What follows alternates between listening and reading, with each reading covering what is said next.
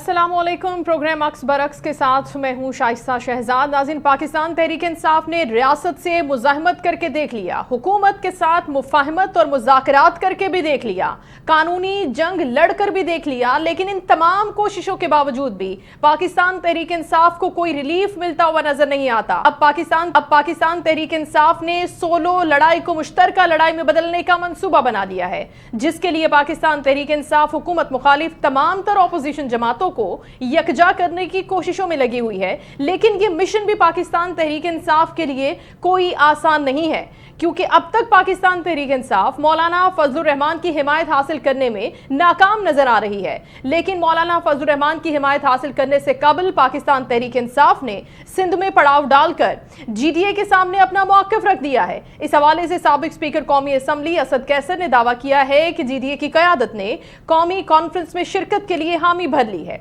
जिसके मेजबान शाहिद खाकान अब्बासी होंगे।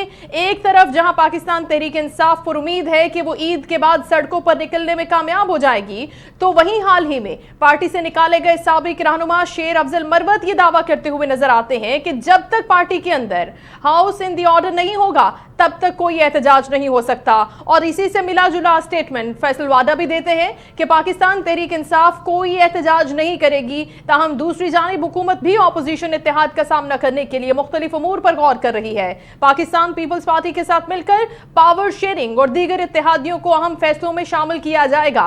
इसी सारी सूरत हाल पर आज हम प्रोग्राम में बात भी करेंगे। सबसे पहले हम दावत दे रहे हैं, वेलकम करेंगे फिरदौस शमीम नकवी साहब, पाकिस्तान तहरीक इंसाफ के सीनियर रहनुमा हमें ज्वाइन कर रहे हैं। अस्सलाम वालेकुम सर। वालेकुम अस्सलाम। बहुत शुक्रिया सर आपके वक्त का। सबसे पहले तो ये बता दीजिए कि अभी जो ग्रैंड अलायंस है वो कहाँ तक पहुंचा है? हालिया जो मीटिंग हुई है जीडीए की, उसमें आप भी शामिल थे, क्या गुफ्तगू की उन्होंने आपसे? बुनियादी तौर पे पीर पगार साहब बड़े क्लियर आदमी हैं। वो कहते प्रिंसिपली तो वी एग्री विद यू कि ना जमहूरियत इस मुल्क में बाकी रही है, हमें इस मुल्क में अदलिया महफूज है, ना इस मुल्क के अंदर 26वीं तरमीम के बाद आइन को कोई तहफ़्फ़ुज़ हासिल है। लेकिन हमें भी उनको भी कुछ तहफ़्फ़ुज़ात हमारे असूल पे नहीं थे। उनका एक था कि वो तय कहते हम अपने बाकी सब साथियों से मशवरा करने के बाद हम फैसला करेंगे। अलबत्ता एक फैसला उन्हीं ने हमें बता दिया उसी वक्त, अच्छा, कि हम इस कॉन्फ्रेंस में जो 26 और 27 तारीख को इस्लामाबाद में हो रही है उसमें भरपूर शिरकत करेंगे, सीनियर लेवल क़यादत के साथ शिरकत करेंगे। ठीक, तो ये बड़ी खुशाइन बात है, अच्छी पेशरफ्त है।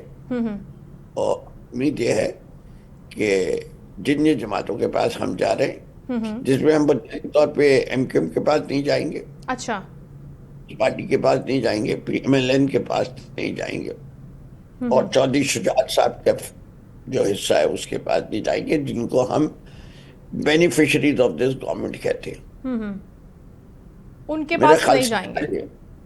उसके अलावा सारी जमातें जो हैं वो हमें ज्वाइन करेंगी इंशाल्लाह। और एक पूर्ण किस्म से हम मिल के जो है आज़ाद जमहूरियत, फेयर एंड फ्री इलेक्शन और आइन और कानून की बालादस्ती के लिए एक शानदार जद्दोजहद करेंगे कि पाकिस्तान के मुस्तकबिल को बचाया जा सके और अंधेरों से निकाला जा सके।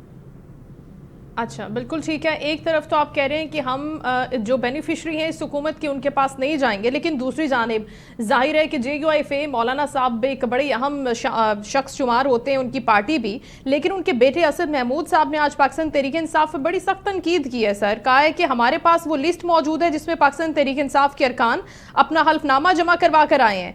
तो फिर आप क्या समझते हैं कि किस तरह ये अलायंस जो है वो इतना कैपेबल और स्ट्रॉन्ग होगा कि आप लोग एक स्ट्रेटजी बनाएं और फिर एक मुश्तरका बयानी को आगे लेकर चलें, क्योंकि तनकीद भी हो रही है और वो ये कहते हैं कि लिस्ट भी है, और इस तरह से दोनों चीजें सर साथ साथ तो नहीं चल सकती नकवी साहब?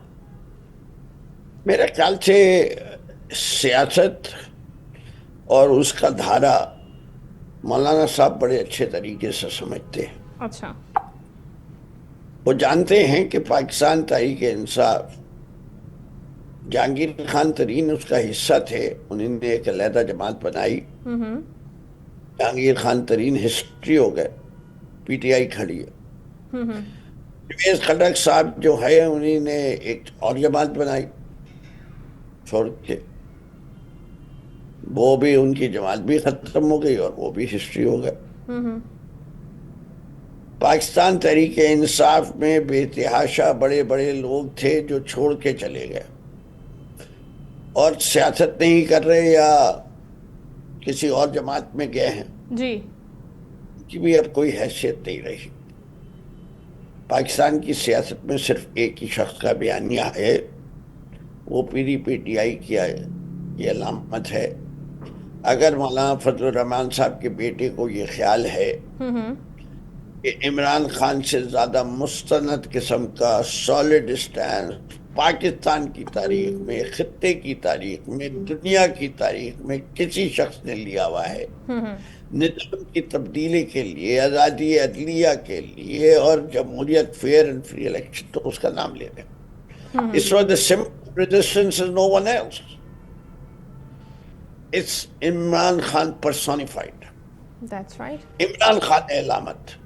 اور جو ان کی پاکستان تحریک انصاف کی لیڈرشپ کر رہی ہے، چاہے ایفیڈیوٹ دیا ہو یا نہیں دیا ہو، ٹھیک وہی کرنا ہے جو عمران خان صاحب کہہ رہے ہیں. اور جو عمران صاحب سے اسٹیٹمنٹس آتے ہیں اور جو ہمیں پتا ہے کہ کون سے اسٹیٹمنٹس وہی کاؤنٹ کرتے ہیں، باقی آر irrelevant.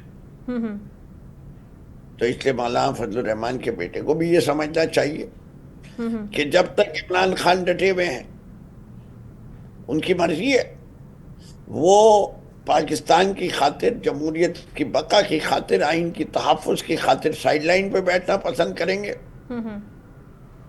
یا اپنا حصہ ڈالیں گے. ٹھیک.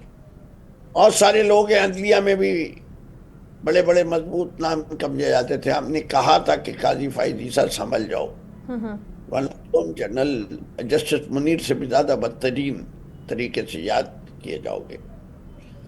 تو قاضی فائز عیسیٰ صاحب کے آپ حشر نشر دیکھ لیجئے، ان کی زندگی کو شرمندگی کہتا جاتے ہیں. ان کے نام سے ڈونٹ چل گئے، لعنت ڈونٹ.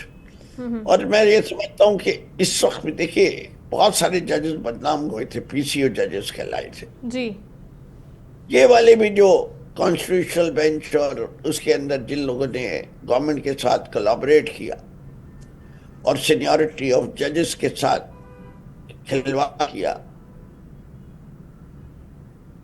جسٹس منصور ہوئے، منیب اختر ہوئے، اجاز علی شاہ ہوئے، ٹھیک، لکھوی صاحب ہوئے، وہ چاروں پانچ جن لوگوں کو فورس کر کے اور سینیورٹی چینج کی گئی ہے.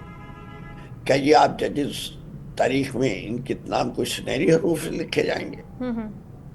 کہ وہی لوگ ہیں جو پاکستان کی عدلیہ کو اور تباہ کرنے کے ذمہ دار ٹھہرائے جائیں گے. بالکل ٹھیک ہے. لیکن سر اس کے ساتھ ساتھ جہاں تک آپ سے پہلے بھی گفتگو ہوئی تھی جمعرات کو، تو آپ یہ فرما رہے تھے کہ اگر پارٹی کے اندر کسی قسم کے کوئی مسائل ہیں تو وہ ہر پارٹی کے اندر ہوتے ہیں، لیکن جس طرح شیر افضل مروت صاحب یہ فرما رہے ہیں کہ مولانا فضل الرحمان کے اوپر ان کو اعتبار نہیں ہے، انہوں نے تو ہمیشہ سے پرو اسٹیبلشمنٹ سیاست کی ہے، تو کس طریقے سے پھر آپ مولانا کو کنونس کریں گے؟ اب وزیر اعلیٰ علی امین گنڈاپور پر بھی سخت تنقید کرتے ہوئے نظر آتے ہیں. فیصل واڈھا صاحب بھی یہ کہہ رہے ہیں کہ تحریک انصاف عید کے بعد کا جو آپ کا احتجاج ہے، جو پلان ہو رہا ہے، اس حوالے سے وہ بات کرتے ہوئے کہہ رہے ہیں کہ وہ احتجاج نہیں کر سکتے کیونکہ جب تک ہاؤس ان دی آرڈر نہیں ہوگا تو پھر کوئی بھی احتجاج اس طرح سے کامیاب نہیں ہو سکتا جس طرح سے ہونا چاہیے. سر آپ کا کیا اس کے اوپر ری ایکشن ہے؟ House is not in order. میں تو پہلا مانتا ہوں پورا پاکستان میرا گھر ہے، پورا پاکستان میری سپورٹ ہے. اس ہاؤس کو تہس نہس کر کے رکھا ہوا ہے فارم 47 کی حکومت نے اور ایگوئسٹک جنرلز نے اس ہائبرڈ رجیم کے. تو ہاؤس کب ہے؟ ڈیپینڈ کرتا ہے آپ ہاؤس کس کو ڈیفائن کرتے ہیں. پی ٹی آئی کا ہاؤس پورا پاکستان ہے. اچھا ٹھیک ہے، لیکن وہ بات کر رہے ہیں کہ پارٹی کے اندر اگر ہاؤس ان دی آرڈر نہیں ہوگا. آپ دیکھیں does it really make a difference؟ سر پاکستان تحریک انصاف کے لیے تو ایک منٹ میں بات آپ کا سوال سمجھ گیا، جواب سن لیجیے. دیکھیے جس جماعت کی پاپولیرٹی کا لیول یہ ہو کہ اس کو ایک جلسہ نہیں کرائے دینا جائے उसको कोई निशान नहीं दिया जाए, जी। उसका झंडा नहीं आए, उसके लीडर की तस्वीर ना आए, उसके लीडर का टीवी पे नाम ना आए, उसकी पार्टी के 2 कैंडिडेट ऊपर नीचे के एक सिंबल पे इलेक्शन ना लड़ सके, उसके बावजूद वो जमात 2/3 अक्सरियत ले जाती है। ठीक। और उसके बाद फॉर्म 47 आ जाता है, तब भी वो जो मकबूलियत है कम नहीं होती। 100 करोड़ रुपए के कंटेनर लगाने पड़ते हैं, सारी की सड़कें बंद करनी पड़ती हैं, 4-5 दिन के लिए बंद हो जाती हैं इस खौफ में कि इमरान खान के चाहने वाले जो है अपने मुल्क के दारुल खिलाफ आ रहे। ऐसे लगता है कि कोई दुश्मन की फौज आने वाली है कि उसका रास्ता रोकना ऐन सवाब और जिहाद है। भाई कैसे मुमकिन हो सकता है? कितनी दफा करोगे? अब के इंशाल्लाह हम किसी बियाबान में अपना पड़ाव डालेंगे, अच्छा। कोई शायद बिल्डिंग भी ना हो, कुछ भी ना हो, जिसके ऊपर से ये स्नाइपर फायरिंग कर सके और फिर कहें कि गोली की हमने तो नहीं चलाई, गोली चली नहीं। झूठ के पलंदे हैं, यही इनके धंधे हैं, ये भी वक्त के परिंदे हैं। वाह नकवी साहब, बड़ी खूबसूरत आपने गुफ्तगू की। अब ईद के बाद जो सड़कों पर निकलने का प्लान किया है पीटीआई ने, तो इस हवाले से क्या, जिस तरह से आपने भी जिक्र किया कि कोई ऐसी जगह का अब हम इंतखाब करेंगे, स्ट्रेटजी असल में है क्या? इस्लामाबाद ही जाएंगे या फिर शहर शहर धरने होंगे? प्लान है क्या? या फिर दोबारा से उसी तरीके से शहर इक़्तिदार इस्लामाबाद का रुख कर लिया जाएगा? लाहौर में तो ऑब्वियसली फिर वही मसाइल हैं कि कहाँ जाएं, मीनार पाकिस्तान पर इजाज़त नहीं मिलेगी। आपके लाहौर वाली के खातून को क्या नाम है उनका, मरियम दीवानी, जमा रानी, पता नहीं क्या कहते हैं उन्हें, मरियम, ठीक है ना? वो हम एक जगह का ऐलान करते थे जमा होंगे, अब के हम 100 जगह का ऐलान करेंगे। हम देखते हैं कितनी पुलिस फोर्स भेजेंगे।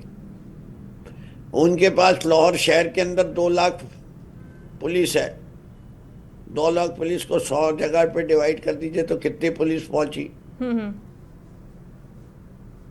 उनको थाने भी रखते हैं 2 लाख में, ट्रैफिक पुलिस भी है, बहुत सारी पुलिस है। एक शिफ्ट में सिर्फ 70,000 है, 70,000 को 200 से कर दीजिए, 350 पुलिस वाले एक जगह पे आएंगे। हम 1000 आदमी हर जगह पे ले आएंगे, फिर पुलिस भागेगी, हम उनके पीछे भागेंगे। बस ये प्लान है।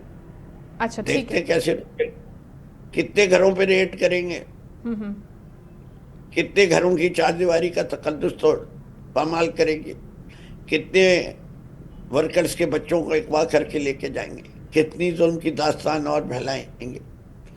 जुल्म की एक हद होती है, जब हुकूमतें वो हद पार कर जाती हैं तो फिर खुदा ने जो वादा किया है वो अमल में आने लगता है।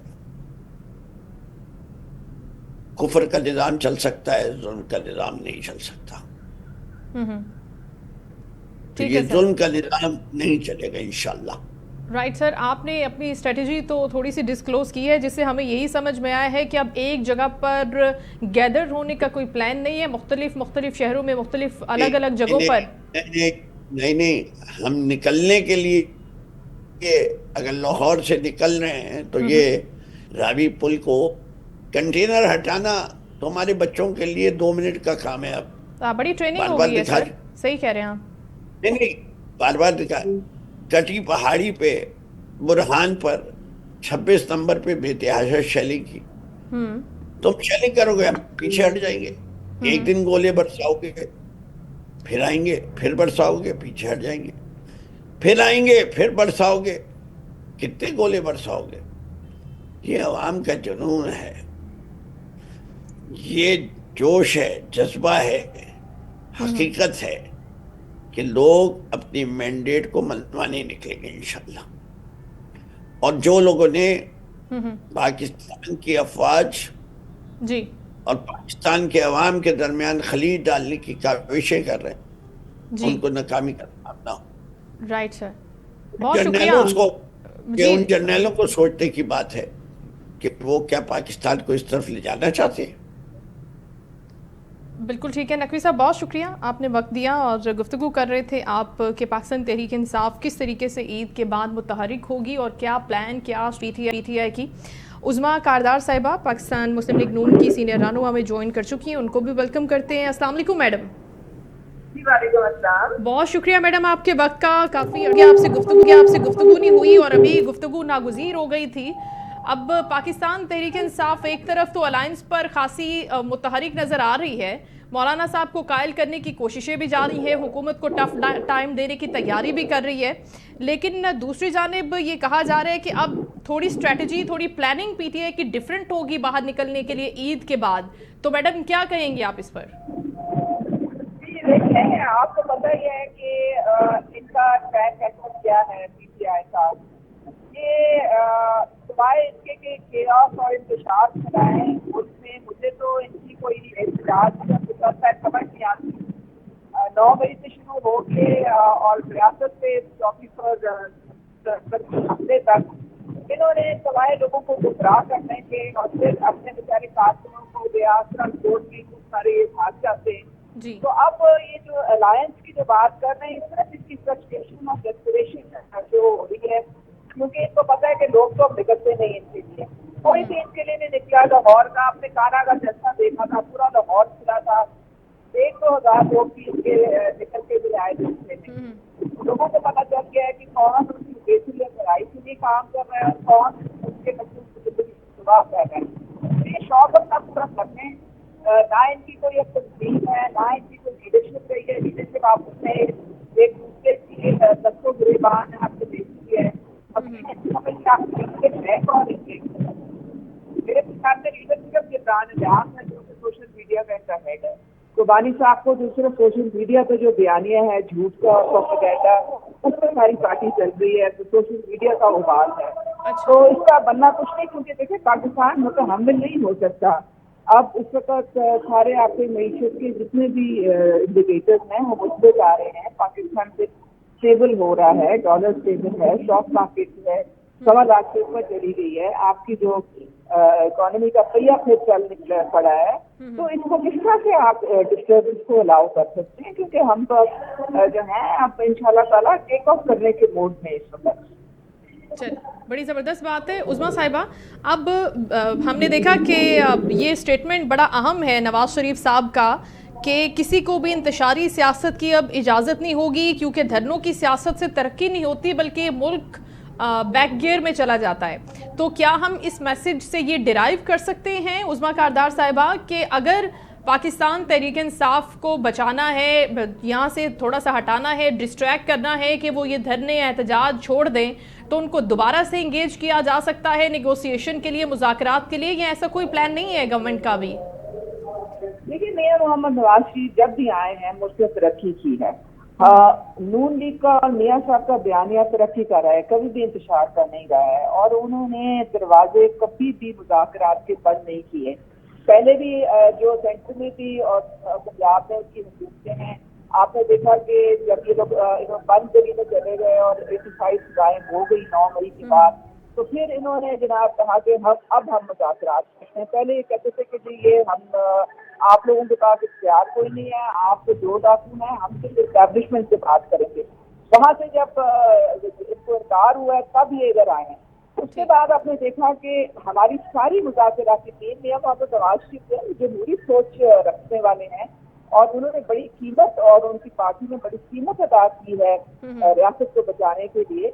जो आसान नहीं था पीडीएम की हुकूमत में, जब बिल्कुल बैंकरप्सी की तरफ और डिफॉल्ट की तरफ जा रहा था पाकिस्तान, तो अब हमारे दरवाजे तो खुले थे। आपको पता है कि ये लोग भाग गए वहां से। अब अगर ये चाहते हैं एनआरओ के एक एग्जीक्यूटिव ऑर्डर के थ्रू इनको सारों को जेल से रिहा कर दिया जाए, तो फिर ये तो हमारे वक्त में नहीं है। क्योंकि हम तो देखिए रूल ऑफ लॉ में रिलीज करते हैं, अदालतों के पास जाएं, और अगर ये अपने आप को इनोसेंट वहाँ पे प्रूव कर सकते हैं तो आ जाए, पूरे शौक से आ जाए। लेकिन इनके केसेस जो हैं तो हम एक एग्जीक्यूटिव ऑर्डर से भी खत्म कर सकते हैं। बाकी जुडिशल कमीशन के लिए हमने इनको कहा था कि आप आए बैठें, क्या पता हमारे पास कोई ऐसी बात हो जो आपको काबिल कबूल हो, लेकिन ये आए नहीं। और आप इन्होंने ऐसा यू टर्न जो इनका वसीला है, ऐसा यू टर्न किया कि सब वहाँ से भाग गए। तो इसलिए अब बंदा क्या कर सकता है? अगर आप जमहूरी कुत्तों के साथ बात करने को तैयार ही ना हो और अब हर वक्त जो है صرف ملک کو آپ پیچھے کی طرف دے دیں. میڈم وہ یہ کہہ رہے تھے کہ حکومت کے پاس دینے کو ہمیں دینے کو کچھ ہے نہیں حکومت کے پاس, اس لیے ہم نے پھر وہاں سے واک آؤٹ کر دیا. لیکن اب عظمیٰ صاحبہ آپ کے علم میں ہے کہ اپوزیشن اب ایک گرینڈ الائنس بنانے جا رہی ہے اور اس کی تیاریاں بھی زور و شور سے جاری ہیں, تو آپ کیسے دیکھ رہی ہیں کہ حکومت کے لیے یہ چیز کتنی فکر مندی کا باعث ہو سکتی ہے, آپ سمجھتی ہیں؟ دیکھیں جی, اپنا شوق پورا کر لیں. باقی پارٹیز اب مولانا صاحب ہیں, ان کو آپ کو بھی پتا ہے, سب سے دنیا کو پتا ہے کہ 20 سال سے ان کو کون ان کی عزت اچھال رہا ہے اور ان کو نیم کالنگ کر رہا ہے. سارے قوم کو بھی کہہ کے جو ان کی جو جس طرح سے جس طریقے سے ان کو عزت کیا ہے وہ سب کے سامنے ہے. تو مولانا صاحب کی جب 26ویں آئینی ترمیم میں تب بھی انہوں نے ان کو استعمال کیا اور پھر آ کے کسی کی طرح پھینک دیا. تو میرے خیال میں مولانا صاحب بڑے ایک سیزن پالیٹیشین ہے, وہ نہیں ان کی باتوں میں آئیں گے. ان کو پتا ہے کہ ان کا کوئی دین ایمان نہیں ہے, یہ ریلائبل نہیں ہے. اب اشرف بھائی صاحب کا بھی آپ دیکھیں کس طرح سے ان کو انہوں نے بے توقیر کیا. پہلے ان کی نسلیں اتارا کرتے تھے, اب وہ خود کہتے ہیں کہ بچے مشورہ ہی کوئی نہیں کرتے ہیں. یہ تو اپنے جو سیاسی وہ سمجھتے ہیں میڈم, وہ سمجھتے ہیں کہ انسان سے غلطیاں ہو جاتی ہیں. میڈم وہ سمجھتے ہیں کہ انسان سے غلطیاں ہو جاتی ہیں, تو ماضی میں ہوئی غلطیوں کو اب پسے پش ڈال کے آگے بڑھنے کا وقت ہے. لیکن ہم آپ سے بات کرنا چاہتے ہیں C M Punjab madam Maryam Nawaz صاحبہ کی ترقی کے حوالے سے جو پروجیکٹس وہ شروع کر رہی ہیں. تو سینئر صحافی منصور علی خان کہہ رہے ہیں کہ مریم نواز اگر پاپولر ہو گئی ہیں اتنی زیادہ یہ پروجیکٹس کرنے کے بعد, تو پھر انتخابات کروا کے دیکھ لیتے ہیں, مریم نواز اور عالیہ حمزہ کا مقابلہ کروا لیتے ہیں. اگر ان کا کہنا یہ ہے کہ پنجاب میں پی ٹی آئی پہلے کی طرح ہی زندہ ہے, آپ اس کے اوپر کیا کہنا چاہیں گی, کیا ری ایکشن ہوگا اس اسٹیٹمنٹ پر؟ منصور علی خان جو ہے نا وہ میں ان کی بہت عزت کرتی ہوں, لیکن مریم نواز صاحبہ نے اپنا لوہا خود اپنے کام سے منوایا ہے. وہ کوئی ایسا ان کا پروجیکٹ یا انیشیٹو نہیں ہے جو صرف کاغذوں پہ ہو. وہ ہمیشہ گراؤنڈ میں جب تیاری اسٹارٹ ہو جاتا ہے تب اس کو لانچ کیا جاتا ہے. اور اس وقت 90 سے زیادہ انیشیٹو انہوں نے لانچ کیے ہیں جو کہ سارے آپ کو گراؤنڈ پہ نظر آئیں گے. اب اگر میں گرمانا شروع کروں تو آپ کا پروگرام کا ٹائم ختم ہو جائے گا. تو یہ جاتے ہیں منصور علی خان, میں بھی ان کے ساتھ, انہوں نے مجھے ایک دو دفعہ انوائٹ کیا تھا, ایک کالجز میں جا رہے ہیں. وہاں پہ آپ نے دیکھا ہے کہ کس طرح سے انہوں نے اسٹوڈنٹس کو گمراہ کیا, ان کو ایک کلٹ کی طرح وہ ان کو جناب انہوں نے پٹری سے اتارا ہوا ہے. لیکن انشاءاللہ تعالیٰ وہ واپس پٹری پہ آ جائیں گے. اب 30,000 جو اسکالرشپ ہے جو مریم نواز صاحبہ نے میرٹ پہ ٹرانسپیرنٹ طریقے سے ان بچوں کو دیے اب جنہوں نے اپنی محنت سے داخلہ لیا. تو اب مجھے یہ بتائیں کہ وہ کے پی کے جو اسٹوڈنٹس ہیں وہ بیچارے کہہ رہے ہیں کہ ہمارا کیا قصور ہے, ہمیں بھی ایک مریم نواز بھیج دیں جو ہمیں بھی اسکالرشپ دے, ہمیں بھی لیپ ٹاپس دے, ہمیں بھی ای بائکس دے, ہمیں بھی مواقع دے. تو یہ ساری چیزیں آہستہ آہستہ جو یوتھ ہے ان کو سمجھ آ رہا ہے, کیونکہ انہوں نے کیا دیا یوتھ کو, سوائے وہ جیل میں چڑھ رہے ہیں, ان کی زندگیاں برباد ہوگی, ان کے فیوچر تباہ ہو گئے. مجھے آپ بتائیں نا کہ دیا کیا ہے. تو جو انشاءاللہ تعالیٰ مریم نواز صاحبہ جو ہیں ان کا کام جو ہے وہ منہ سے بول رہے ہیں, اور وہ بڑی ایک مختلف طریقے سے یوتھ کے لیے بھی اور خواتین کے لیے بھی اور کمزور طبقے کے لیے ہر طریقے سے وہ آسودگی اور بہتری لانے کی کوشش کر رہی ہیں. تو یہ چیزیں انشاءاللہ تعالیٰ اب آپ ڈیلز آپ دیکھیں 1 کروڑ رجسٹرڈ پیشنٹس ہیں ان کو, اس میں وہ خواتین, بچے, بزرگ, ساری دوائیاں ان کو بڑے بہترین فری مل رہی ہیں پی ایچ یوز میں بھی, اور پہلی دفعہ ریویپ ہو رہے ہیں آپ کے ڈسٹرکٹ ہیلتھ یونٹ. یہ بڑی زبردست بات ہے madam, more power to her, کہ اگر وہ اس طریقے سے بڑی آؤٹ اسٹینڈنگ کام کر رہی ہیں تو ہم ڈیفینیٹلی ان کو سپورٹ بھی کر رہے ہیں اور ہماری بیسٹ وشز بھی سی ایم صاحبہ کے ساتھ ہیں, بالکل ہیں. لیکن اس کے ساتھ ساتھ پاکستان پیپلز پارٹی کو میڈم حکومت میں لانے کے لیے اب کوششیں تیز ہو رہی ہیں. وزیر اعظم اور صدر زرداری کی ملاقات کا بھی امکان ہے. تو آپ کیا سمجھتی ہیں کہ کیا اب پیپلز پارٹی اس ملاقات کے بعد جو ہونے جا رہی ہے کابینہ میں شمولیت کے حوالے سے فیصلہ کر پائے گی؟ کیونکہ وہ نہیں چاہتی کہ وہ کرنٹ کابینہ میں ہو, لیکن گورنمنٹ چاہتی ہے کہ وہ آ جائے, کابینہ کا حصہ بن جائیں. دیکھیے, پرائم منسٹر شہباز شریف نے بہت عزت دی ہے, وہ ہمارے الائنس پارٹنر ہیں, اور اس وقت ساری جو سیم سیٹس ہیں پریزیڈنٹ کی, گورنر کی, چیئرمین سینٹ کی, وہ ہمارے سپورٹ سے ان کو سب کو ملی ہیں. اور سندھ میں ان کی حکومت ہے، ان کی بلوچستان میں حکومت ہے، وہ بھی ہمارے اختلاف سے اس وقت ہے.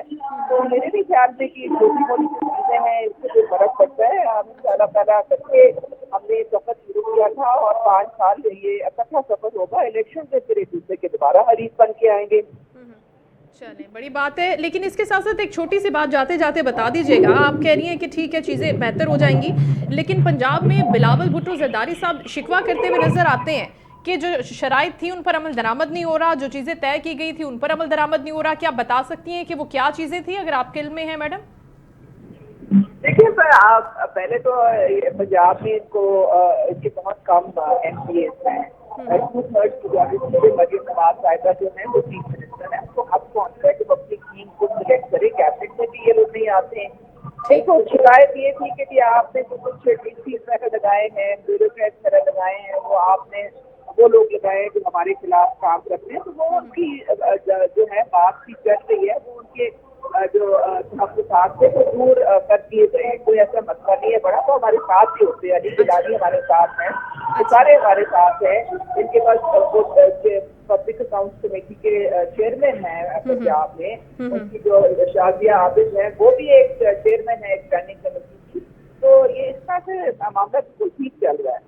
اچھا بالکل ٹھیک ہے. بہت شکریہ عظمیٰ کاردار صاحبہ نے وقت دیا، اپنا قیمتی گفتگو کر رہی تھی وہ، اور ان کا یہی کہنا تھا کہ حکومت پاکستان تحریک انصاف کو انگیج کرنا چاہتی تھی اور کیا بھی، اور ان کے ساتھ بات چیت کے لیے میٹنگز کی، ملٹیپل میٹنگز ہوئیں. ان کو کہا کہ آپ بیٹھیے، ہم آپ کے لیے ایک ایسا بیچ کا راستہ نکالیں گے جس سے آپ کو فائدہ ہوگا. لیکن پاکستان تحریک انصاف یہ سمجھتی رہی کہ اس حکومت سے ان کو کوئی فائدہ نہیں مل سکتا، یہ حکومت ان کے مسائل کو حل نہیں کر سکتی. لہٰذا انہوں نے اس میٹنگز کو ختم کیا، کال آف کیا اور وہ آگے بڑھے. اب انہوں نے اپنے ملٹیپل راستے نکالے ہیں. وہ چاہتے ہیں کہ وہ سڑکوں پر آئیں. عید کے بعد اس کی پلاننگ بھی جاری ہے، لیکن دوسری سائڈ پر وہ گرینڈ الائنس کی تیاری کیے بھی بیٹھے ہیں اور حکومت کو ڈینٹ پہنچانے کے لیے، نقصان پہنچانے کے لیے، یا یوں کہہ دیجیے گرانے کے لیے اپنی تیاری کیے بیٹھے ہیں. لیکن دیکھنا ہوگا کہ اب آگے جا کر ہوتا کیا ہے، پاکستان تحریک انصاف اس کو کس طریقے سے اسٹریٹجی پلان کرتی ہے. پروگرام کے آخری حصے میں ہم جس طرح سے بات کرتے ہیں خبر کے حوالے سے، تو آج ہم بات کریں گے جو واقعہ پیش آیا تھا مصطفیٰ قتل کے حوالے سے. تو کراچی کی اینٹی نارکوٹکس کورٹس کی جانب سے منشیات کے ایک مقدمے حال ہی میں قتل ہونے والے مصطفیٰ عامر اور قتل کیس کے ملزم ارمغان کے وارنٹ گرفتاری جاری کیے جانے کا انکشاف ہوا ہے. نجی ٹی وی چینل کی خبر کے مطابق انسداد منشیات عدالت نے مصطفیٰ عامر کے خلاف منشیات برآمدگی کیس میں وارنٹ گرفتاری جاری کیے ہیں. مقتول مصطفیٰ عامر کے وارنٹ 22 فروری کو انسداد منشیات کورٹ نے جاری کیے. مقتول مصطفیٰ عامر منشیات برآمدگی کے مقدمے میں مفرور تھا. عدالت نے station house officer SHO ANF police station کو ملزم کو گرفتار کر کے 27 فروری کو پیش کرنے کا حکم بھی جاری کیا ہے. مقتول مصطفیٰ کے خلاف یہ مقدمہ 2024 میں تھانہ ANF میں درج کیا گیا تھا. ملزم مصطفیٰ عامر پر یہ الزام تھا کہ اس نے کوریئر کے ذریعے منشیات بیچنے کی کوشش کی تھی، بھیجنے کی کوشش کی تھی. دوسری جانب کراچی کے انسداد منشیات کورٹ نے ملزم ارغمان کے ناقابل ضمانت وارنٹ گرفتاری جاری کیے ہیں. ارغمان کے خلاف 2019 میں منشیات سمگلنگ کے 2 مقدمات قائم کیے گئے تھے. مصطفیٰ عامر قتل کیس میں گرفتار ملزم ارغمان نے کینیڈا سے میری جوانا نامی ہینڈلر سے منشیات کو سمگل کروایا. 23 اپریل 2024 کے بعد ملزم ارغمان عدالت میں پیش ہی نہیں ہوا. مقدمے میں گرفتار ملزم ارغمان کے 2 ساتھی احمد غفار، احتشام سومرو کو اشتہاری قرار دیا جا چکا ہے. ایک مقدمے میں مقتول مصطفیٰ عامر کے بھی وارنٹ گرفتاری جاری ہو چکے ہیں. یہ اس کیس کی اپڈیٹس تھی جو ہم نے آپ کے ساتھ شیئر کی ہیں، اور ابھی شو کا وقت اپنے اختتام کو پہنچا. کل شو میں آپ سے دوبارہ ملاقات ہوگی. اپنا خیال رکھیے گا. اللہ حافظ.